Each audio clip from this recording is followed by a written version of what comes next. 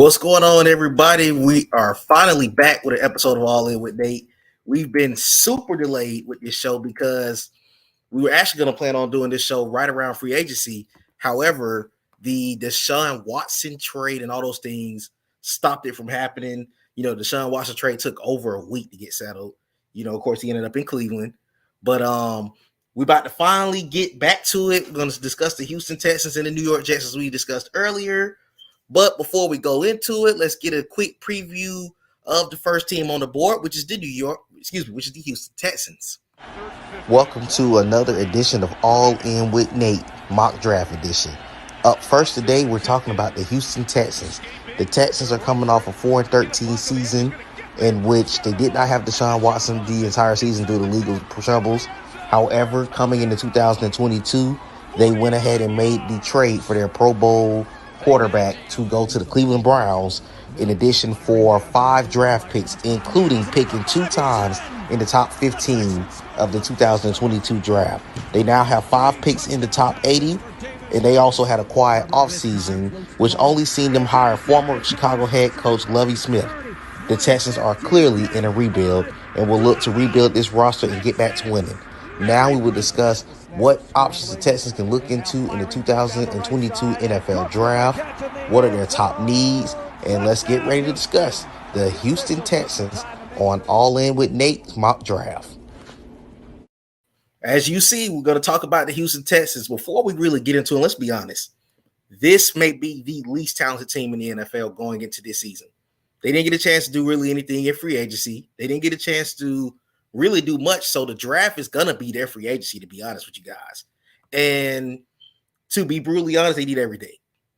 They really do. But I had to get their top 5 needs. So the first thing I have for them is at safety. I have that's their top need because they lost Justin Reed to the Chiefs in free agency. And that was a big loss for them because they ended up losing him. They don't have a starting safety at the moment. Also, to be honest with you guys, I watch the NFL week in and week out, and I have to be brutally honest. There is not a safety on that team that I have any knowledge of. That Texas team is totally depleted. They don't have a lot of talent. That team really has to address that need in the draft, and do not be surprised, although they have options of Kayvon Thibodeau, Trayvon Walker, those guys like that. Do not be surprised if they go after Kyle Hamilton at number 3. Also, they have 2 picks, which is 3 and 13, as I mentioned in the video. They have the number 13 pick because of the trade with Deshaun Watson going to Cleveland. So they definitely have 2 opportunities to take 2 game changers on a Houston team that need everything. They need a new face of the franchise. I heard from their organization that they're going to be looking after. They're going to start to work with Davis Mills. I don't know if that totally takes quarterback out of play for them, but they are going to be looking towards working with Davis Mills before they address the issue at quarterback, to be honest with you guys. The number 2 thing I said they need on this team is a edge rusher. Houston has no choice but to take an edge rusher in this draft because that's a defense that don't have a lot of talent. That defense don't have a lot of talent at all. And they found something special with Jonathan Greener. He came out of Louisville. This is his second year at from Louisville. He had 8 sacks and led the team with sacks altogether. That was a big year for him. But outside of him, nobody else on the team got pressure after the quarterback. They need talent at that position bad. And this is a draft that's pretty stacked at the edge rusher position. Check the comments real quick. Jay, what's going on, bro? He said he tuned in. What's going on, little bro? Again, that's a group. If they can get an edge rusher alongside Jonathan Greener, built off of his 2021 season, and then you got Lovie Smith, who is a solid defensive-minded head coach that can come in there and change the culture of that team quick. So that's my biggest thing for the Texans. Get you another solid pass rusher. So that way you have something to build within. And then this is a draft that is pretty loaded at D tackle as well. So they could possibly look at that later in the draft. But get you a game-changing edge rusher immediately. So that way you have something to build off of on your defense up front. And of course, you got guys like Jermaine Johnson. You got guys like, again, Thibodeau. Aiden Hutchinson is going to be gone. I'm pretty sure he's going to be gone by number 3. But again, you have an opportunity to take 2 day 1 starters off the rip for the Texans. Third need I said they need running back. Let's be honest, guys. Do y'all remember their last running back? Truthfully, if you say Arian Foster, you wouldn't be wrong. Just to be honest with you guys. If you say Arian Foster, you wouldn't be wrong for saying Arian Foster, because that's been how long since they've had a dominant running back.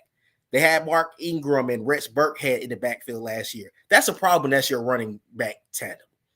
They had Lamar Miller for that, and Lamar Miller, to me, never was a true number 1 starter in any capacity. He had a good stretch in Miami here and there, but again, they have not addressed running back in a very long time. And I think this is the draft. No, it's not going to be a first round pick that they're going to take a running back. However, they are not going to be looking towards. They need help at that position. Let me go to the comments real quick. Byron said, let Mills develop and put an O-line around him and get him weapons. Yeah, he definitely didn't have a bad year. So I could see them really addressing their biggest issues on the team out of the gate.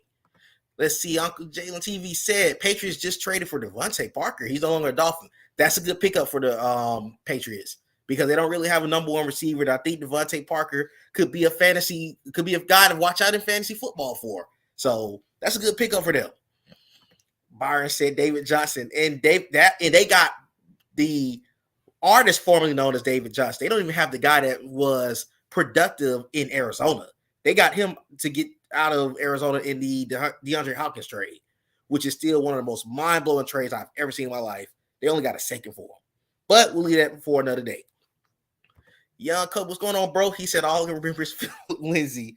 Yeah, they have not really had a lot of talent at running back there. And you got to have a guy that can take the pressure off of the passing attack anyway. So that's going to be interesting to see what they do. They have options in this draft. It's no reason the Texans should not look for the best back available to build a running team. You don't have to take them in the first round. You got guys like a Kenneth Walker, like Robinson out of Alabama. You got several guys in this draft. Jerome Ford out of Cincinnati. There are certain guys who could immediately make an impact in Houston, and Houston needs to look into that immediately. The next need I said they need is cornerback. Desmond King is a solid piece. Lonnie Johnson is a decent piece. Tavir Thomas is a decent piece. None, to me, are a number 1 corner. They need a number 1 corner that can shut things down. Those guys will be great pieces on a better football team. That can't be your starting 3 corners. You got to have some type of help at corner. Trayvon Smith was another guy who had a couple of bright spots here and there for them, but that can't be your number 1 option at corner. You got to have a shutdown corner to where the other guys can eat. They don't have that right now. So they need to look into getting that going forward. Offensive line.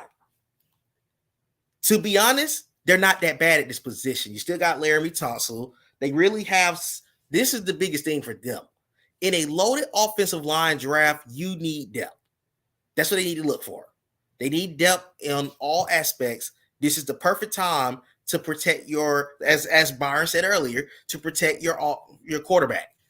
Get your offensive line intact. So if Davis Mills is not the guy for you in 2022, the quarterbacks coming out in 23 could be a possibility. Because let's be honest, the Texans are not going to go anywhere this season. They'll be back in the top 5 next year. But the good thing is, with the talent, with the pieces in this draft, with the picks that you have an opportunity to make this a pretty quicker rebuild than possibly most teams, simply because you have the draft capital to go ahead and get started. Next position I said they need is a wide receiver. Yes, they got Brandon Cooks, but I wouldn't count on Brandon Cooks being their starting receiver long term. To me, Brandon Cooks is too good to be on a team that is in total rebuild mode like Houston. He could be a guy that could go to a contender and immediately make an impact. He could go to a Cleveland or a Tampa, someone that needs a receiver. Cleveland really don't need a receiver at this moment, but you get what I'm saying. Anyone that can have a pretty talented wide receiver that can put them over the top. Maybe they're not going to trade in the division, of course, but there are teams that need a solid receiver in a game changer on the field. He could be that guy. With that being said, that could be a consideration for them to immediately look for in the draft because there's a lot of talent at wide receiver in this draft. So Nico Collins out of Michigan, he had a decent year, but Nico Collins is not your number one receiver. You need a home run threat at wide receiver if you're the Texans. Let me go to the comments real quick. Devin, what's up, bro? He said Texans literally everything. They do. They do. And when you see my mock draft that I did not too long before I came onto the stream, the Pro Football Focus had them listed as they need every position. And that's no jab at them. They really do need everything. That's so true. Byron said that the O-line is bad. Oh, man, rebuild them right now. It's true. That team don't have a lot of talent. They don't have a lot of talent, and they're looking towards trying to just build from scratch. They don't have a lot to look forward to at the moment. So getting your team together is so critical if you're the Houston Texans. Tevin said DN, wide receiver, corner, DT, left linebacker. Yes, they need all of those things. They really do. And that's no jab at them. They need all of those positions. And that was my final need for them. And I'll put it to you like this. The Texans averaged they had 280 points on the regular season. That was the third worst in the league. They had the least offensive yards and 4,737 offensive yards. They were 28 in passing with 3,305 passing yards, 28 in the NFL, 21st in touchdown passes. They were the worst team in the NFL in running the ball. Keep that in mind. They were the number one worst team in the league at running the ball. And they were second worst in rushing touchdowns. So that team need everything. Let's go to the comments. Reggie, what's up, bro? He said a trade alert. Oh, man, who's got traded? Was it the Devontae Parker to New England trade? Because I know Byron mentioned it a few minutes ago. Tevin said, someone in our chat said they need to have an open trial to Texas. I come out of retirement, bro. We could all start for them right now. And that's not even a joke. I haven't stepped on the football field, and I can't tell you when. But I promise you, I can run a better route than anybody on that team right now, other than Brandon Cooks. But, again, the Texans mock draft projections. Let's go to the mock draft projections. CBS Sports had the Texans, Ryan Wilson have the Texans taking Ike Ekonwu and Jermaine Johnson 3 and 13. Christian Prosser have them taking Trayvon Walker out of UGA and Derek Stingley Jr. out of LSU. Josh Edwards have them taking Evan Neal and Kayvon Thibodeau out of Oregon 3 and 13 respectively. Pete Prisco has them taking Evan Neal at number 3 and Devin Lloyd at 13. Kyle Stackpole have the Texans taking Kyle Hamilton at number 3 and Charles Cross at number 13.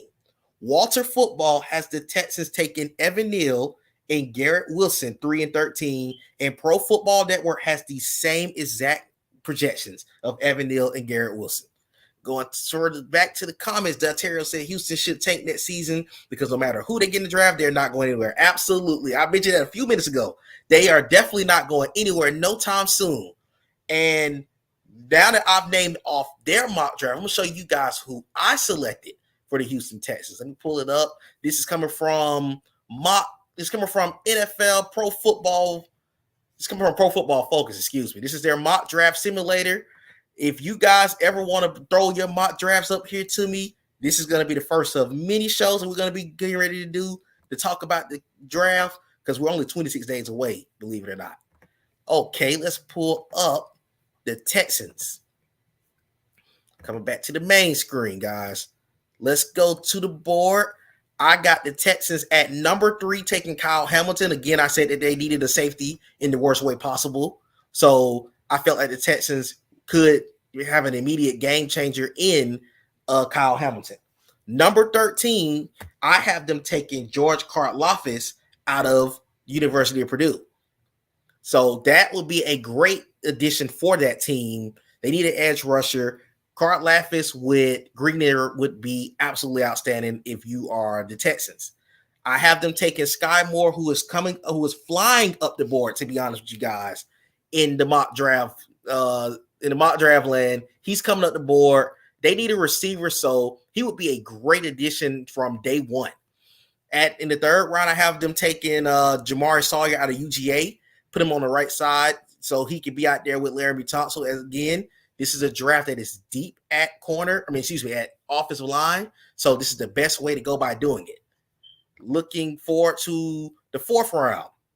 I have the Texans taking Brian Robinson Jr. out of Alabama. As I mentioned earlier, this was the worst rushing team in the NFL, and Brian Robinson Jr. would immediately come in and make an impact for the Houston Texans.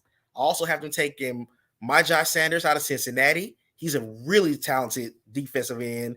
He actually is he's going to be a pretty underrated guy, but he could make an impact from day one.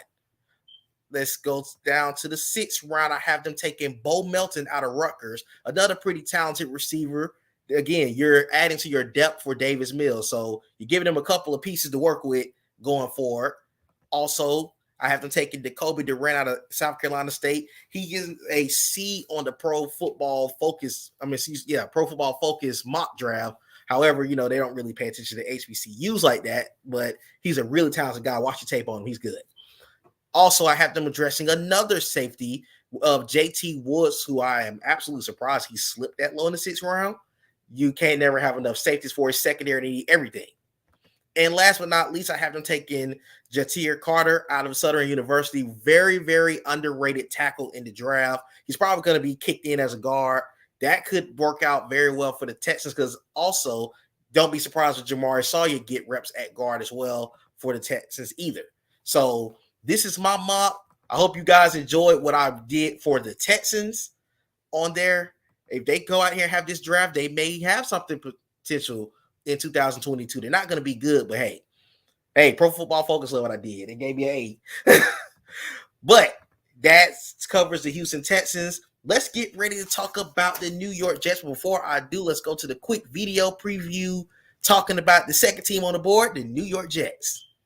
Up next on the board is the New York Jets. After another dismal season in which the Jets finished 4-13, they will look to rebound with their second-year quarterback, Zach Wilson, and look to continue to rebuild as they have 5 picks in the first 70 selections, including 2 first-rounders, which are both in the top 10 in 2 seconds. New York made a couple of solid additions in free agency, adding Bengals tight end C.J. Uzomah, Laken Tomlinson, and veterans such as DJ Reed and Jordan Whitehead.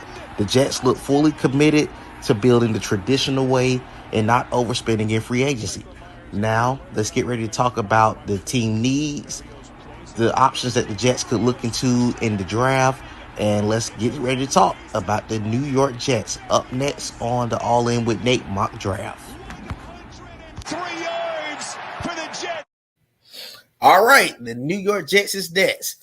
To be honest, the Jets didn't have a they had a good free agency.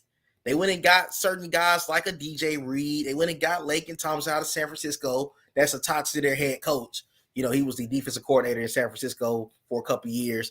But the Jets are going to do this thing the right way. They're going to take the time out and actually build that team from the draft up instead of going. We all know that the Jets love free agency. Surprisingly, they didn't spend like Jacksonville did. But they did enough. They were smart in free agency to just address a couple things that they need, not really trying to go get the big splashes in free agency. Well, of course, Jacksonville's a whole other topic. We'll get on them at some point in another stream. But to get on to the Jets' first big need is a pass rusher. As all of you know, Carl Lawson was acquired by the Jets in free agency last year. However, he missed the season because of a ruptured ACL. So the Jets finished 26 in the league. They had 33 sacks on the year. But with him returning, of course, the Jets are sitting at number 4. You are in the perfect spot to take you a pass rusher like a Kayvon Thibodeau, like a Trayvon Walker. You have options at number 4. They could really do something big with that team at number 4. So they definitely can look at a option right there. Let's see. Let me go to the comments real quick. before I go to the next one. Tevin said the Jets should be better. Go get Wilson, a dude wide receiver, to see is he can actually play. They also need an edge guy. Absolutely. They definitely both of those are key for that team. Next thing I said that the Jets need is a corner. If that team is going to get better, that secondary has to be better. They're only good in Madden. They had the worst. I'm going to say this one more time. Their defense gave up 6,760 yards on the regular season. No defense should give up that many yards. They gave up 504 points on the regular season. That is atrocious. That secondary needs everything. However, they also had 7 interceptions as a team too. Secondary is just atrocious. But they did start trending the right direction. They went and got better in DJ Weed from Seattle. So he could be a guy to work with as far as the veterans. But the Jets having 2 top 10 picks is a beauty. However, they have the options of Derek Stingley, of Ahmad Gardner, which I always call Sauce Gardner. So you have options at number 10 where they can easily make a game changer at number 10. Or they could look in the second round. It's going to be some guys that's going to slip because initially there was a lot of corners that was going to be going first round, but really only hearing the kind of couple of guys in rotation, which is Stingley and Sauce Gardner. So number 10 could be their option to go get them. We were just talking about this. Tevin actually just mentioned this. Well, we go to the comments real quick. He said 6,000. I go get Sauce. It was bad. It was definitely bad. But as we were just talking about, the Jets need a outside wide receiver. Yes, they got Corey Davis in free agency last year from Tennessee. They drafted Elijah Moore. They also have trying to think his name is on the tip of my tongue. Denzel Mims out of Baylor. However, that team need a true game changer. A Chris Olave, a Garrett Wilson, any of those guys right there could take a top off for a Corey Davis and Elijah Moore. You could easily give Zach Wilson a solid receiving core if you go take that option of going to get you a wide receiver that can spread the field for the New York Jets, because that offense needed to be spread open anyways. However, the Jets don't really have to go do it day 1. Day 2 and day 3 will be perfect for them because there's going to be a lot of guys in day 2 and day 3. You got your Justin Rosses and your George Pickens and those guys like that. So they have options to get someone at wide receiver. Byron said draft a quarter just for him to get burnt by Tyreek Hill. No thanks. Hey, man, the Jets got a long way to go. Another need I said that the Jets could look into is running back. Michael Carter started coming on at the end of last season, but they're another team who, again, the Jets have been up and down at running back for a couple of years as well. So the Jets could be a team that needs to really take it along. It really could take it easy. So it's been a very, very, very it's been problematic for the Jets at running back because for a couple of years they had Frank Gore. I mean, they're another team that when you look at their running back situation, you're going to say, who do they have? Let's see. Comments real quick. Kendall said, long way. Yes, they do. Because clearly they are the 4th team in the division. The Patriots made the postseason last year. The Dolphins are going to give people problems with that receiving core of Tyreek Hill and Jalen Waddle. It's going to be fun to watch that team. And Buffalo's Buffalo. And they got Von Miller. So they're going to have to really take the time and just start building this thing the right way if you're the Jets. Next position I said they need is linebacker. I know a lot of people may say they got CJ Mosley, they got Quincy Williams, so they don't really need to go address a linebacker. Yes, they do. This is a draft for depth. If you want to have a solid 4-3 defense like in San Francisco, you definitely need to get you a linebacker. You need to get you a guy that can cover side to side. And there are guys in this draft who are going to be able to come to you and say, hey, I can make that impact. So, again, the Jets linebacker depth has to be addressed if that team plan on having a successful 4-3 defense. If they walk away with no linebackers in this draft, I'm going to be highly disappointed in them. Kendall said Buffalo's Buffalo, and that team is going to be going nowhere. No, this team's going to be in the midst for the next couple of years. It's going to be a problem, so you better be watching out for those guys. moving forward, on the interior defensive line, they lost Foyli Fatusaki in free agency. If I said his name wrong, you let me know. But the problem is this. They have Quinnen Williams and Sheldon Rankins is still productive. He's a veteran. However, look at the depth of that defensive line. That's another thing. If you're going to run a successful 4-3 defense, you need talent up front. You got to have talent up front. There's no ifs, ands, or buts about it. And this would be the perfect time for them to look into getting another draft. One in the draft, excuse me. Byron said the Jets need to coach up and develop the running backs. They got to have the right offensive scheme to do it too. So they've been a running back purgatory. Hate to say it, but they have been. And that's the projection that I have in regards to what they need to go take. Now, mock draft projections. Sports Illustrated have the Jets taking George Karlaftis at 4 and Jordan Davis out of UGA at 10. Walter Football has them taking Kayvon Thibodeau out of Oregon at 4 and Derek Stingley at 10. CBS Sports Ryan Wilson has an intriguing thing for the Jets. He has them staying at 4, taking Sauce Gardner. However, he has the New York Jets trading back with the Kansas City Chiefs, who, by the way, have picked 29 and 30 in the end of the first round, and have them taking Tyler Smith out of Tulsa and David Ojabo, who's coming off of an ACL injury for the Michigan Wolverines. Chris Trapasso has them taking Ahmad Gardner at number 4 and Kyle Hamilton at number 10. Josh Edwards have them taking Ike Ekambu out of NC State at number 4 and Drake London, another receiver who's going to be highly sought for in the first round out of USC. Pete Prisco has him taking Kayvon Thibodeau and Sauce at 4 and 10 respectively. And Kyle Stackpole has them taking Evan Neal at number 4 and Garrett Wilson at number 10. Has them staying put. I actually just mentioned about Garrett Wilson. Now, for who I said that the Jets are going to take, let me go ahead and pull my board up.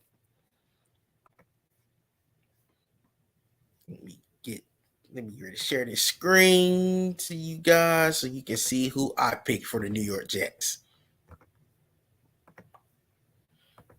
All right, the second, back to Pro Football Focus. Again, I love this site. They did an outstanding job with the mock draft. It's like you're in real, it's a real life draft. You get to trade back. I didn't do any trading back because I want to do it straight up. Now, at number 4, I have the Jets taking Kayvon Thibodeau out of Oregon as well. I think they need a game changer alongside of Carl Lawson. At 10, I have him taking Evan Neal out of Alabama. You already got a couple of other pieces that you drafted on the offensive line in the last couple of years. So it'll be perfect timing for the Jets to look into getting them another solid piece on that offensive line. Now they didn't like this pick that I took for the Jets at number 35, but I do need to say that the Jets needed to address that interior. So I have them taking Logan Hall out of Houston. I think he's a very underrated defensive interior lineman. So he could be a guy that could be a plug-in for the New York Jets defense, especially having Quincy and Sheldon Rankins. At 38, I have him taking Roger McCreary. He's another talented corner out of Auburn who, again, can be an immediate impact guy for the New York Jets from day one. Also have them taken in the third round Brandon Smith, the linebacker out of Penn State. He would be a great addition on that Jets defense from day one.